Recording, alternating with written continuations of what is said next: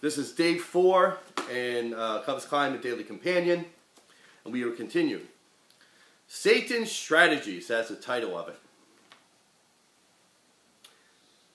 I wonder to myself, the Chofetz Chaim writes, how was it possible that the Torah prohibition of Lashon Hara came to be disregarded by so many people? How did this happen? You know, out of nowhere, Lashon Hara just gone away. Chofetz Chaim answers this by introducing us to the main strategy of the evil inclination and the tactics which it utilizes to entangle us in the powerful sin of Lashon Hara. The average person, writes the Chofetz Chaim, is simply unaware that the prohibition of Lashon Hara applies to information that is true. Information that is false is termed Hosei Shemra, slander. So we have Hosei Shemra, which is slander, stuff that's not true. Lashon Hara is stuff that is true. Therefore, all Satan needs to do is to present information as being true, and most people will readily repeat it, though according to halacha, the Torah law, such talk is absolutely forbidden. I have people that come over to me and say, Rabbi, I have to tell you something. And I say to them, well, it's a Lashon Hara. No, it's true, it's true, it's true. It's not Lashon Hara, it's true. You ever get that before? And you say, no, that is Lashon Hara. Relax, you can't do that. It's one thing if you're saying Hosei Shemra, but you're saying Lashon Hara to me right now because it is true. Ill for a second. For people who are more learned, Satan uses a different approach. Satan's sneaky, you know? He convinces a person that the subject of Lashon Hara is an evil person and therefore deserves that Lashon Hara be spoken about him, or that the information is not Lashon Hara. Did that ever happen to you? I had someone to come over to me and say, no, Rabbi, you have to hear this, you have to hear this. This person's not right. You have to know information about this person. You know? This person's evil. You have to know information about him. I have to tell you to protect you, Rabbi. I get this. Trust me. I find stuff out. I can do research on it without you coming to tell me about it. If these tactics fail, Satan used an opposite tactic.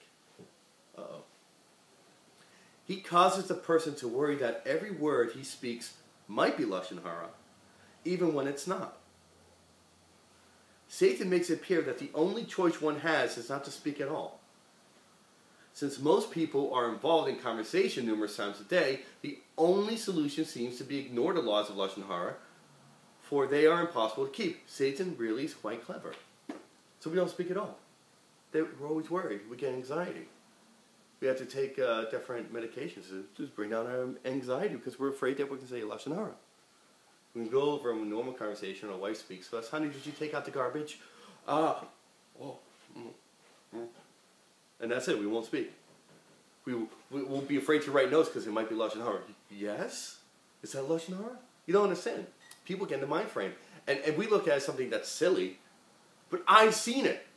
I've seen it that, most, in the communities I grew up in, most people go to Israel. And most, teenagers, 18-year-olds, after we finish high school, we go to Israel to learn yeshiva, seminary. And most people go on that jump. We're young and we're influenced easily. And we listen to every single thing that our rabbi or teacher says. And we take it too much to a level. We take the stringencies. I've seen this. Many young men and young women, they don't want to do Lashon Hara, and they're afraid of every single word that they speak. And I met someone that actually did not speak for 3 days except for yes or no answers because they're afraid of speaking Lashon Hara. If you ask me, that's crazy talk. It is. But are you speaking Lashon Hara when you call him crazy? Because you don't know. You don't know who the person is. It's not Lashon Hara. And you'll never know. We'll find out. Once Satan has convinced people to speak Lashon Hara, he goes about spreading his web of misinformation further to draw people into listening to the Lashon Hara based on their lack of knowledge of the halacha. That's why we're learning about it. For these reasons, the Chofetz Chaim writes, the sin of Lashon Hara has become small in the eyes of the world. People became accustomed to speaking without measuring their words against the Torah's standards. Eventually, Lashon Hara was no longer viewed as an evil, thereby allowing bitter, damaging conversation to become acceptable, unrecognizable as a terrible sin that it is. Shmiras halashon, regarding one's speech, became the mitzvah of the pious, not of ordinary Jews, and a relevant issue to most people. Satan's strategies had succeeded. A most severe Torah prohibition, certainly equal to that of eating non-kosher food, was now considered to be nothing more than an optional stringency that only few were concerned with. Now, the reason why it says eating non-kosher food, because there's certain sins, averas, that put a almost permanent scar on a neshama. Eating non-kosher food, they say, a lot of us are guilty of it, it happens, puts such a scar on our neshama that it takes forever to clean. It affects it, and it can affect a person deeply, forever. And it's something that we really should try to repent for. Same thing with Lashon Hara. It affects us so deeply, our inner core. It goes straight to a neshama and hits it deep. We have to be very careful of it. But if you take that too far, it's kind of like As Good as It Gets, the movie where he's afraid to step on a crack. People start to use those things in a fear that is not... Yes, you should be very fearful of Lashon Hara, but you have to know the halachas of it. You learn the halachas of it. You learn the laws pertaining to it. We know laws, we do certain things every single day that we know the laws about. And it becomes easier over time because we know how to do it. Alright? If you take any single person new to Judaism and you tell him, you can't use a cell phone on Shabbos, you can't turn on a light on Shabbos, the rules of Shabbos, Shabbat. The person, the first week that he's going to try to keep it, is going to be impossible for him. Because he's so used to walking into a room and flipping on that light switch. It's going to be impossible for him. Myself, I've been keeping Shabbos my whole life. I don't walk into a room and flip on a light switch. I ignore it. It's not even a thought to me on Shabbos. So there's easy ways to do that. First of all, for me, I knew nothing much about Shabbos or anything. But when the first times I tried it totally, and it was real easy. All you have to do is go stay in an Orthodox house in, okay, but Israel. I'm saying you're not saying an Orthodox house in Israel, but I'm saying that at first it's very difficult, and then you condition yourself not to do it. And it becomes knowledge. It's like walking. If you go to a 1.5-year-old or 2-year-old and you say walk, they're not going to be able to do it. They're going to take their baby steps. It's going to be very difficult for them. But if you go to a 25-year-old man who is perfectly healthy and you say sprint, they can do it because they spent 25 years learning how to walk and perfecting the art.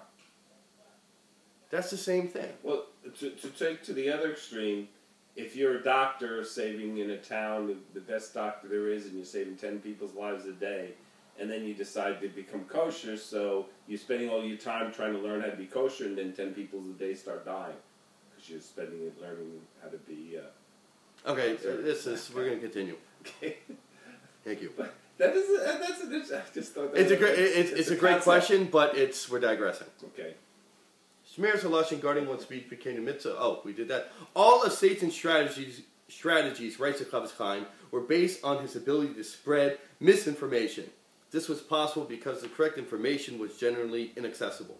The laws of Lashon Hara were scattered throughout the Talmud, having never been collected and organized. People were drowning in the sin of Lashon Hara because they were totally ignorant of it and had no way of learning about it. In this tragic situation, which impelled the Chofetz Chaim to write his monumental work, Sefer Chofetz Chaim. So, people didn't have the knowledge to learn it because they didn't know the Talmud. They didn't know the Gemara. They didn't know where it's found. It was in bits and pieces. And the people who did know about it came from houses where it wasn't spoken. So someone who's new to it, someone who's doing tshuva, and they're a BT, Baal tshuva, they're doing tshuva, which is, I think is everyone. They didn't know where to look inside the Gemara and the Talmud to find where it is. So Chofetz Chaim said, time out, I'm going to organize it, I'm going to make a Sefer that anyone can pick up and they can learn from. And Baruch Hashem, we have it in English today, that any person can learn it and do it, and we have YouTube that you can just go on and you can just watch it on there. Thanks, guys.